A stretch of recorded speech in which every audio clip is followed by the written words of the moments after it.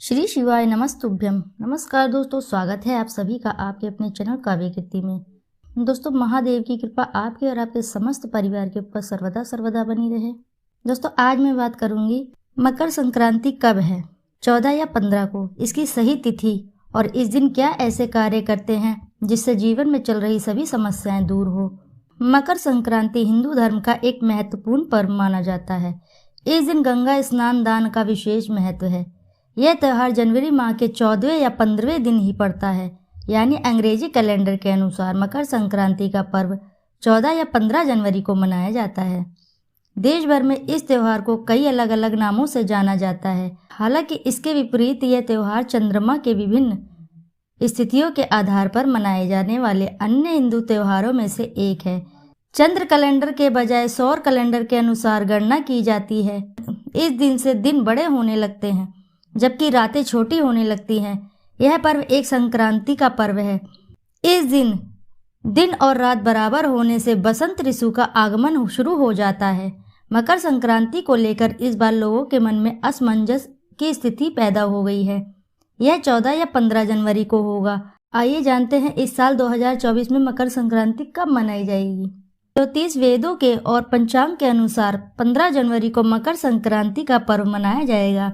इस दिन सूर्य देव प्रातः 2:54 पर धनु राशि में से निकलकर मकर राशि में प्रवेश करेंगे।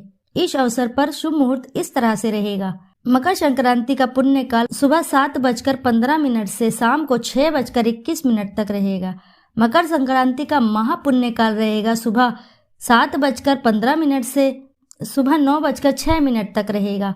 मकर संक्रांति हिंदू धर्म के सभी त्योहारों में से एक है। इस दिन भगवान सूर्य देव धनु राशि को छोड़कर मकर राशि में प्रवेश लेते हैं। माना जाता है कि वे इस दिन अपने पुत्र शनि देव को, मकर राशि के स्वामी हैं, उनसे मिलने जाते हैं। इसी दिन राजा भगीरथ गंगा देवी को पृथ्वी पर लाए थे। इसी दिन विश्व पितामह ने अपने पुत्रों का उद्धार करने के लिए यही दिन का चयन किया था। वहीं माता यशोदा ने भी पुत्र भगवान श्री कृष्ण का पाने के लिए इसी दिन का व्रत किया था। दोस्तों, हिंदू धर्म में मनाया जाने वाला त्योहारों में से एक है।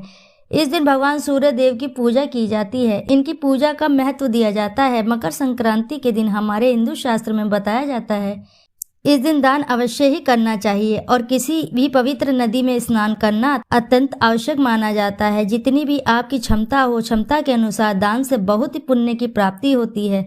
इस दिन किया गया दान सीधा आपके पुण्य कर्मों से जुड़ जाता है। शास्त्रों के अनुसार इस दिन यदि कोई भिक्षु भी दरवाजे पर आता है तो उसे खाली हाथ नहीं जाने दिया जाता है, अर्थात कुछ न कुछ देकर ही सामग्री, खाने पीने वाली चीज अवश्य ही दान करें।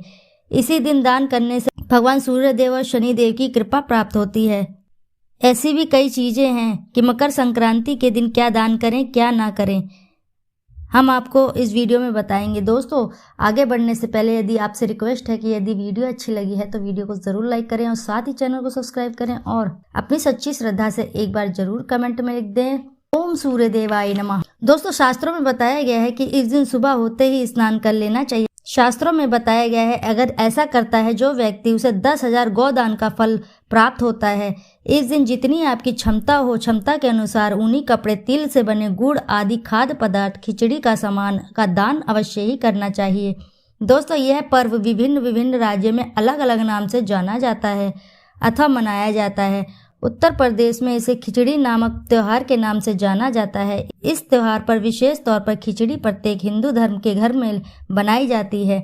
वहीं दूसरी ओर गुजरात, राजस्थान में उत्तरायण नामक पर्व के नाम से जाना जाता है। संक्रांति के अवसर पर काले तिल के लड्डू भी बनाए जाते हैं।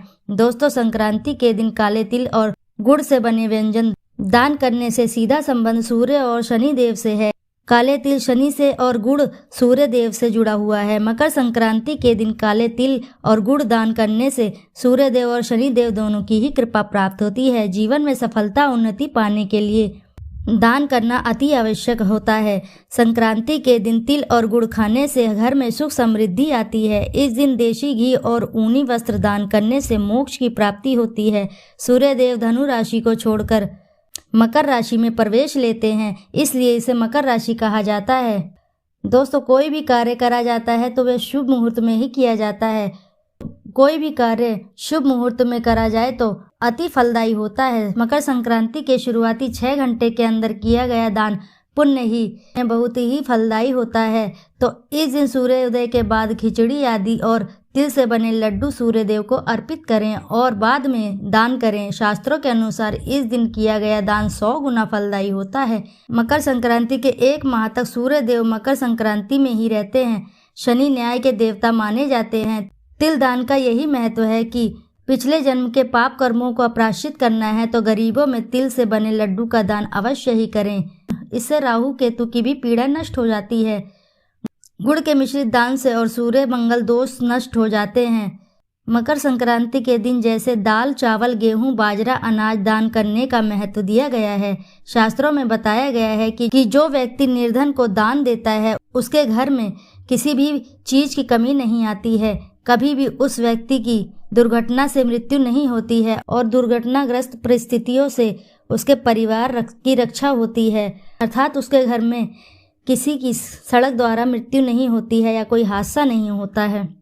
अन्न का दान करने से घर में सुख समृद्धि आती है। यदि आप इस दिन किसी को पानी भी पिलाते हैं तो आपके पुराने पापों का नाश होता है, आपके पुण्य कर्मों में वृद्धि होती है, देवी देवताओं की भी कृपा आप पर बनी रहती है।